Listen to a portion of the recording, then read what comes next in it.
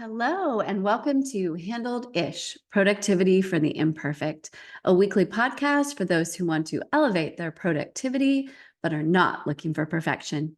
I'm your host, Betsy Hayes, and I am so glad you're here, whether it's in podcast land or on YouTube.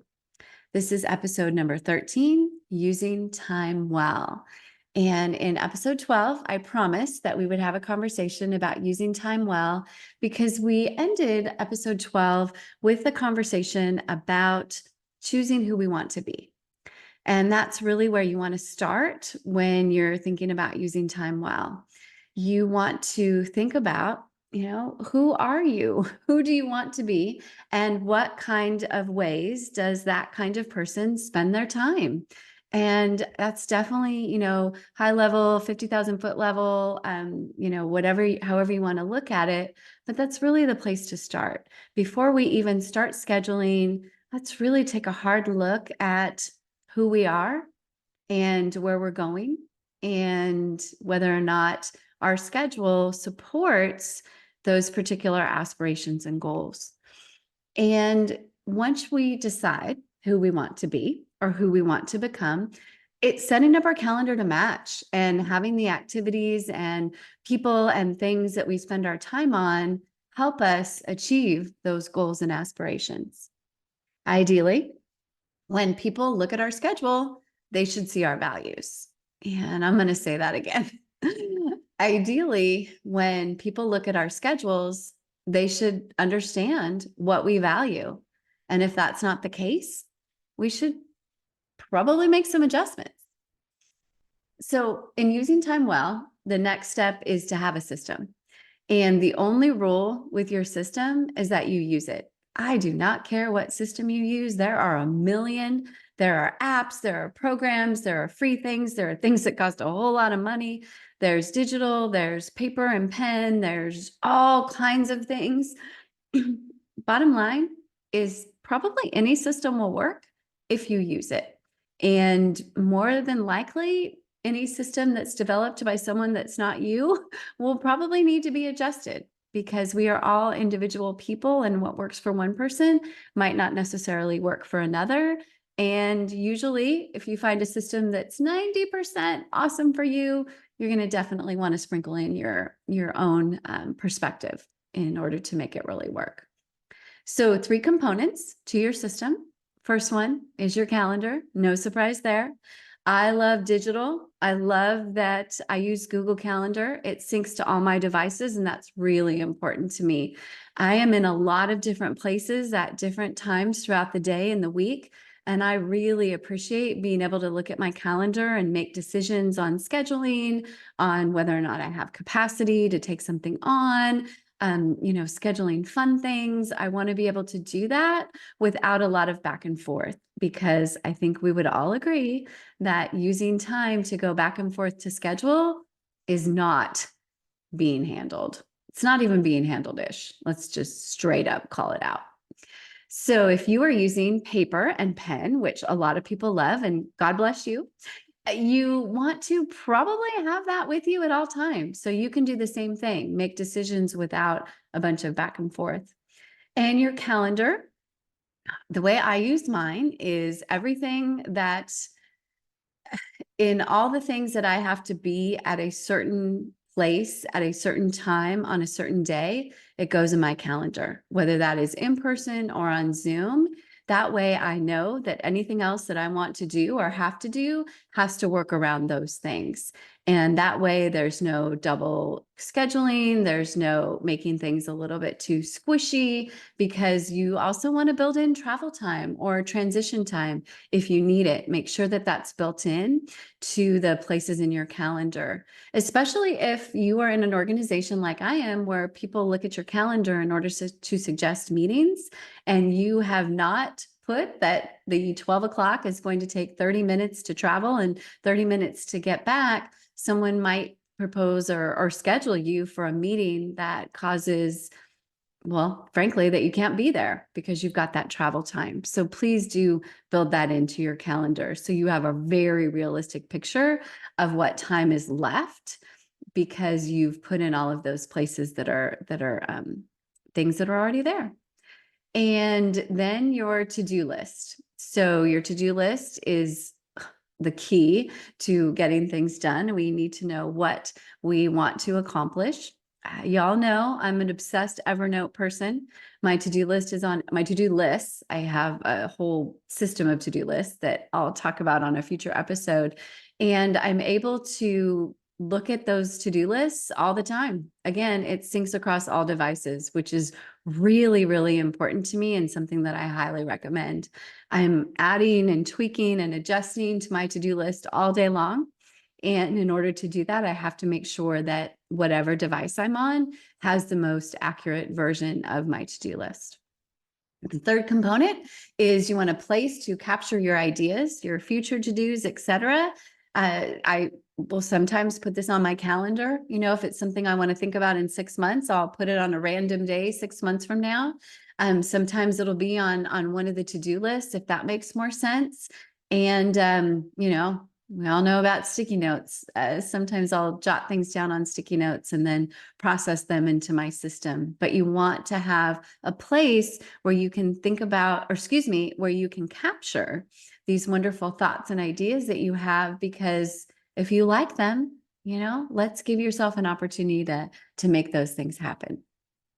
So you've got your system, you have your calendar, your to-do list, and your place to put beautiful thoughts.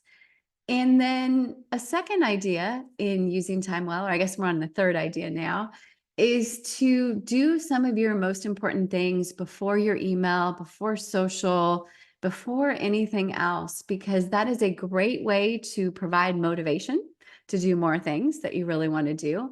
That provides you with just some very solid satisfaction to get some of those most important things done early in the day. And then you also don't lose the day to some of these other things like email and social, and many, many more reasons why, if you can make this a habit, pretty much can guarantee, I didn't want to quite say it, but I'm going to say it. I pretty much can guarantee that you are going to be more productive. I think that's a pretty well-researched and logical frame of thinking. Planning your week the Friday before. And we've talked about this, I think it was episode 3, when we discussed this is a beautiful idea from Laura Vanderkam. Shout out to Laura. The idea of planning the week the Friday before. Many reasons for that. You have time to double check and confirm appointments. You have time to figure out what you're going to need to do to prepare for the things on the calendar for the following week. You're also a little tired, which is my favorite reason for planning on Fridays. I tend to not overschedule as much because I don't have as much energy as I do at the beginning of the week. So consider having a template. This is one of my favorite tricks. I have a template for my week because, you know, for the most part, my Mondays are very similar week to week. My Tuesdays, my Wednesdays, those 3 days are all very different from each other, but they're pretty much Mondays are, you know, essentially the same architecture for most Mondays. And if you have a template, then you can use that as a starting place to plan your week, and you're not always having to plug everything in again. And that works really well. If you're putting all that stuff on a calendar, you can do repeat appointments, which is beautiful. If it's to-dos on your to-do list, you can have that in a template. Anything that can help you, you know, be a little bit more efficient and also not let the things that you want to do fall through the cracks by forgetting to put them on the next week's situation. So again, you want to slot in your have to do's, and also make sure they're really have to do's. A lot of things that we think are have to do's really aren't. So really think about that before you, you know, kind of solidify their place on your calendar, your plan for the following week. Also recognize that your life has seasons. There's going to be times when you do have more free time than maybe you do now. There are going to be times that you're going to be busier than you are now. And recognize that life has seasons, and there are times for a lot of contemplation and thoughtfulness and, you know, slow, awesome 4-hour dinners. And there's going to be times when that's not as possible for you. All of that is okay, which is why I'm such a fan of that third component of your plan and that, or excuse me, of your system. And that's the idea of, marking down your future things that you want to do. Because when the seasons change, and they will, our lives have many, many seasons, some anticipated and many that are not. You can look at those thoughts that you have and see if you still want to do them. And that's a wonderful way to have a full, rich life where you do the things that you want to do. See what time is left after you slot everything in that's have to do, and then you want to slot in everything else. And you're going to adjust like crazy until it all fits. And if it doesn't, then things have to get moved. They may have to get deleted. They may have to get delegated, but you only have 168 hours. Again, shout out to Laura Vanderkam. That's actually one of the names of one of her books. And you only have 168 hours in the week. And you do have to sleep and you do have to do, personal care and self-care. So you got to make it fit. And looking at the week as an entity is a really great way to do that. I usually plan 2 to 3 weeks in advance with pretty serious detail, knowing that the best plan is going to be the very next week and the future plans will adjust. But it helps me kind of see what's coming up, so I make sure that I'm ready for it. Once you have your plan, again, really encourage the Friday before, you want to keep checking in. This is not a fix it and forget it type of activity. You want to check in daily, every couple days, weekly. How are things going? Are you on track with what you want to have happen? Do you need a course correction? And those can happen at any time. Those can happen in the middle of a day. Those can happen at the end of the day for the next day. Please have sort of this continual monitoring, because that way you can take advantage of new things that come up, because that does happen very frequently. And you want to see if your plan is working. Maybe your Tuesdays are a little too squishy and you're going to have to work on that for next week.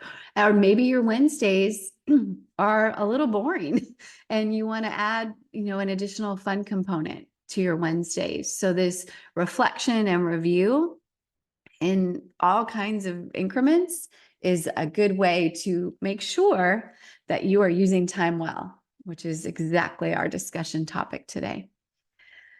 Of course, you're going to also need to get stuff done. And in my opinion, everything needs a deadline. If you do not have a deadline, it just doesn't happen. And you want to work backwards from that deadline.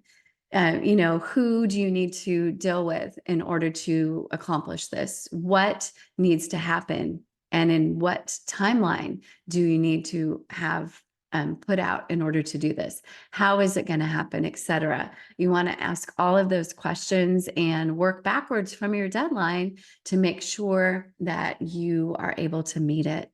This is when we can use, our favorite mise en place from, I think it is episode 6, where we talk about, getting all of your ducks in a row per se, and getting all of the raw materials for the activity to make sure that you can get it done by the deadline, especially if it involves other humans. I like to give my other humans as much time as I can in order to set them up for success. And then I'm setting myself up for success.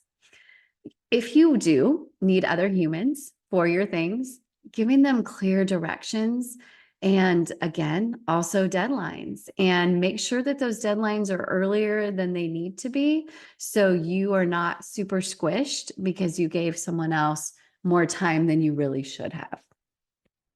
Reducing procrastination is obviously a big part of using time well. And if you find yourself procrastinating, ask yourself why. What's the deal? Am I afraid? Am I not informed enough about what my task is or how to even get started? Do I not have a timeline put out? Do I not have all of the materials I need? What is making me stuck? Really think about that and give yourself the time to do things So, because sometimes we procrastinate because it's just too stressful to get something done in the timeline that we've allotted. And so then we procrastinate even further. It's kind of like we double down because we're a little bit anxious about the timeline. Chunking it is a great way to eliminate procrastination. Today I'm going to work. In fact, I'm doing that after I record this podcast. I have some writing to do and I'm going to, sit down and solidly write for an hour. And that will probably not be everything that I need to do on that project today, but at least it will get a big chunk done and I will have done something. Doing it first is also a great procrastination or anti-procrastination strategy. Circling back to what we talked about a second ago, doing it before the time suck things like email and social and scrolling and all of that. Next idea is choosing accuracy over speed. And this is one that is really challenging because we live in a world where things happen instantly. We can text someone instantly. We can post on social instantly. We can send an email instantly. We can post something on our website and it appears to the whole entire world instantly. However, in addition to having the ability to be fast, we need to remember that credibility is our currency. Credibility really is our currency. And in order to maintain credibility, accuracy is a big deal. So best case, best practices, we should all reread stuff before we send. So we don't have to, use an asterisk and, send that follow-up text. We don't have to send the email again that says, correction, I had the date wrong or the day wrong. Just take a sec, reread everything before sending. Fully confess that on text messages, this is where I personally am handled-ish. I am not as good at rereading my texts before I send them as I am at my emails. I'm a lot better at that. And so maybe my goal for this week will be to do that with my text messages, because it's a little frustrating sometimes when there are 2 or 3 words that don't make any sense in a text message, and then I have to go in and edit that. Another way to choose accuracy over speed is to let drafts sit. So good. Don't always do something at the last minute. Write a draft, let it sit for an hour, 2 hours a day, a week. When you look at it again, you'll be able to make it better. And you'll also be able to make sure that it is in fact accurate and it's going to be a better product. I literally promise you. Printing it out and editing is a really great way to ensure accuracy. A lot of times we frankly don't see the mistakes on the screen. Let some additional people put eyes on it when it's a really critical document, email, when accuracy, is leveled up a little bit in importance. Having those extra set of eyes is really key. You can establish partnerships with folks. Hey, I'm going to be your extra eyes. I'll be your extra, or excuse me, I'll be your extra eyes. I really would love you to be my extra eyes. I am so grateful for those colleagues that I can say, hey, I really need you to look at this before I send it. And then I do the same for them. And hopefully that is helpful as well. So that's a good bucket of tips to choose accuracy over speed. The wiggle room piece is a very important part of using your time well. Part of using your time well is not to schedule every second of every day. Now, I realize that sometimes every second of every day is scheduled, and that is just life, and we have to deal with that.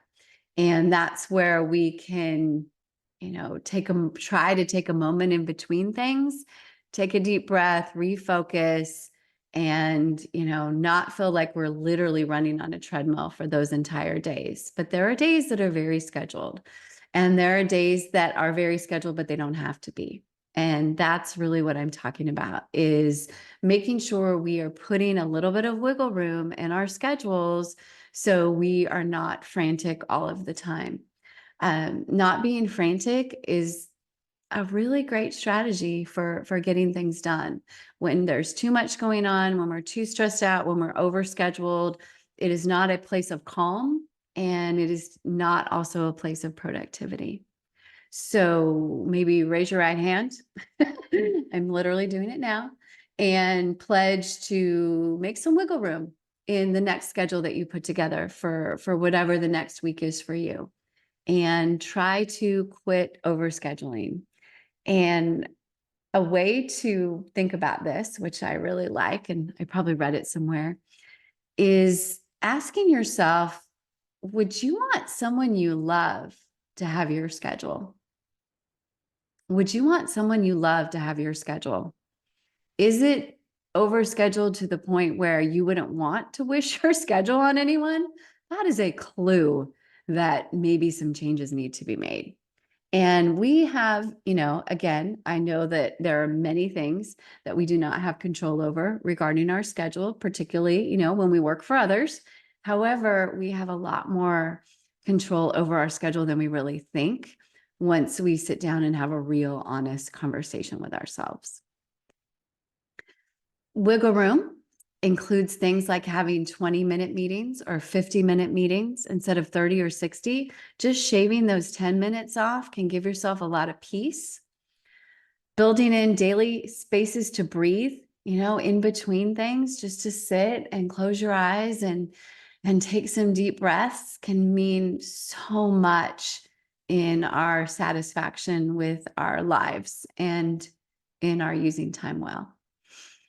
Another way to give yourself wiggle room is to be a little early to things, so you can have an opportunity to get settled and think about what your goals are for whatever the next thing is. And you don't feel that rushed and kind of thing that happens when we're, just on time or a couple minutes late. And then you're not having to say, oh my gosh, I'm so sorry. No, not a way that we want to be. That is not using time well. I think you'll agree with me. And then the stop the one more thing habit, right? This is one more thing itis. And this is when we, or probably should leave or turn off our computer or whatever in order to get to the next thing. And we think, oh my gosh, we need to do one more thing. And we need to just not do that and figure out how to keep our own promises to ourselves for when we should leave to be a little early for whatever the next thing is. The one more thing itis should be, we should, I don't know. I'm trying to think of a vaccine related analogy, as if it's a disease, and yeah, that's not working for me right now. So no more one more thing itis. Let's eradicate that from the planet. And the last that I want to share with you is this idea of staying inspired. And this is, where you get motivated for using your time well. And you can do that by reading and watching and listening to things about productivity and mindfulness and using time well and building the life you want and all that good stuff. That can really keep us going and give us ideas. It's pretty great. Find out what you enjoy, find out that, if you like to read books or listen to podcasts. Obviously, that's my hope for you. And how do you like to get this kind of content? Is it, Instagram, inspirational quotes, or talking to people who you feel use their time well? What can you do to help yourself be motivated? And there's a couple, but again, I guess this is total hat tip to Laura Vanderkam Day on this particular podcast. She has one called Before Breakfast, which is a very short podcast that has a lot of really great tips that I find incredibly valuable. And there are lots more. Best Laid Plans is a fun one, talking about all things planning with Sarah Hart Unger, who's an awesome, awesome human and very wonderful planner. And let's see, while we're giving shout outs, The Productive Woman is also one that I really enjoy. I've been blessed to be a guest on that podcast during the pandemic, talking about virtual networking. And Laura McClellan has a lot of really good stuff as well. So there's a lot of, and obviously there's a million more particular things and a lot of really good stuff out there. So use your time well. Think about whether or not you feel, because it is only about you and your feelings, whether or not you feel that you are using time well. And if you aren't, maybe think about how some of these strategies can help you use your time well, again, according to you and how you define it, because that's the only thing that matters. Thank you so much for joining me today. And as always, I would love to know what you think, how you use your time well. What tips do you have that I can learn from and that the rest of us can learn from? You can let us know on social or leave a comment on and sign up for my email list on my website, betsyahays.com. Hays is Hays. And just looking forward to talking again on the next episode of Handled-ish, Productivity for the Imperfect. Look forward to visiting with you again. And as always, please take care and be kind to yourself. You're doing a lot better than you think you are. Trust me.